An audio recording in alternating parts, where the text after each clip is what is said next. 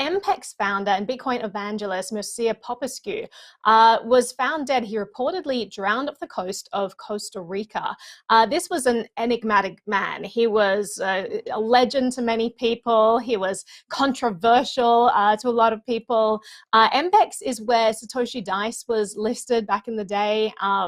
And there was this big kerfuffle with the SEC when they came to investigate Satoshi Dice, and they were basically stonewalled by Mircea, and he kind of went into like crypto legend status. So I want to dive into that. But I want to throw to the group to get your thoughts on this. You know, he's on the one hand considered like the grandfather of Bitcoin toxicity. On the other hand, you know, he's just kind of this widely admired figure by many as well. He's just kind of, I mean, whichever way you want to think about it, he was kind of this strange, to many people often unpleasant man, but he was one of the true originals of the crypto space, and he kind of is what made the early days of Bitcoin so memorable. He's like just kind of this larger than life character. But I'll throw this to the group, and then I want to dive into the SEC exchange because it's one of my favorite memories from early days. But yeah, Zach, do you have any thoughts on the passing of this? I don't know. I mean, it feels rather suspicious to me, and I think it's been confirmed by death records in Costa Rica, but it feels odd. Like the Bitcoin boating accident and like the drowning accident, like there's sort of eerie parallels there. Final blog post was kind of weird. And then just, I think the spectacle of this man's life over the years, I believe that he had 4 associates who I think they referred to themselves as his slaves, his sex slaves, maybe.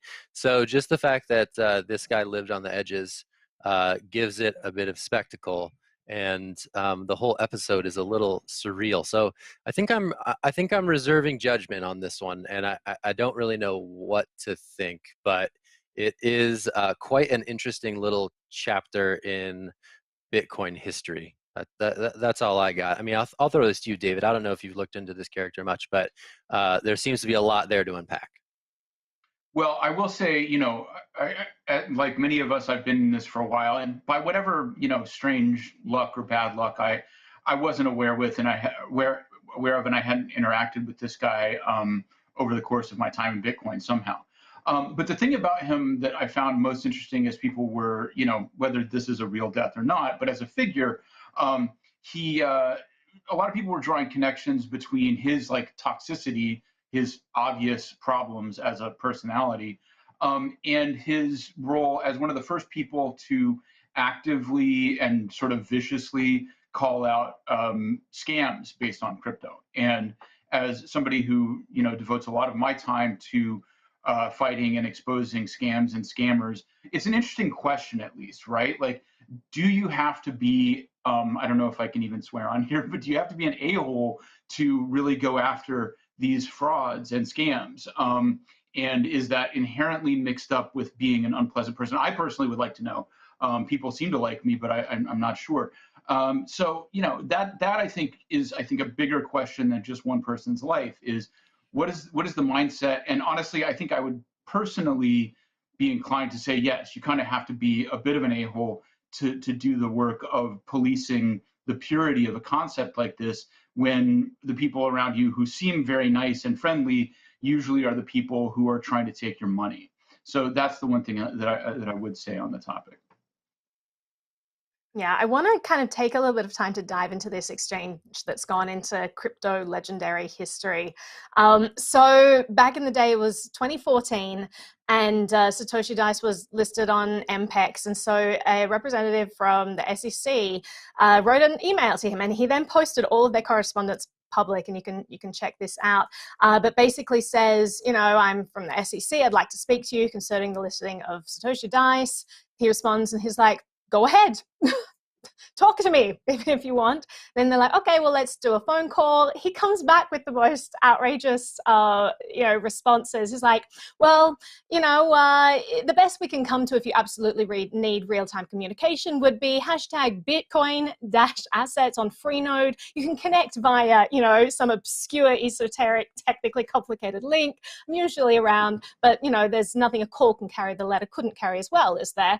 And then this goes back and forth. She responds, I'm unable to connect to Freenode, so email will have to do. Then she asks for all this information. She says, we would like to request that MPEX voluntarily provide certain documents to us, a list of all Satoshi Dice shareholders prior to the sale of the company, an account history for Mr. Eric Voorhees showing the sale of shares, payment of dividends. This is something that the SEC often does. They kind of use this goodwill thing where they'll say, voluntarily give us this thing. And, you know, it's not everyone will push back against this. They'll just say, you know, I don't want to get in the SEC's crosshairs. So they voluntarily give away this information that they kind of pressured into giving.